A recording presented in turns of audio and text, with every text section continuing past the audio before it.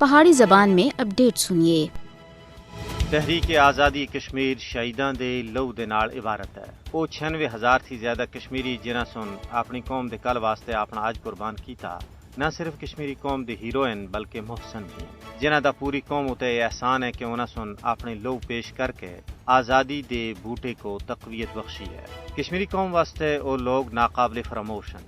آزادی کشمیر دی مقدس تحریک بچ نہ صرف تحریک آزادی کشمیر دے کارکناں بلکہ قائدین حریت سن خود اپنا لہو پیش کر کے پوری دنیا تے ثابت کر دیتا کہ آزادی دے رہنما تحریکی صفاں دے پیچھے نہیں بلکہ پیش ہیں۔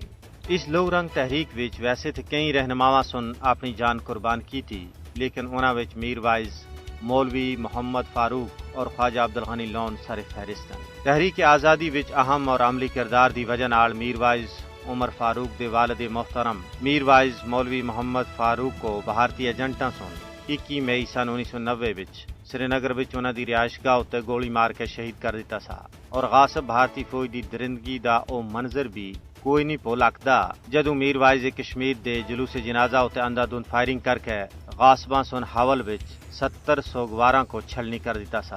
بعد ازاں 21 مئی 2002 کو میر وائز مولوی محمد فاروق دی برسی دے موقع تے سری نگر دے علاقے عیدگاہ وچ ایک اور آزادی دے پروانے خواجہ عبدالغنی لون کو شہید کر دیتا۔ انہاں دونیاں ہر دل عزیز رہنماواں دی جدائی سن کشمیری عوام دے دلاں کو وہ زخم لائن جڑے کسے بھی صورت وچ مول نہیں آکتے۔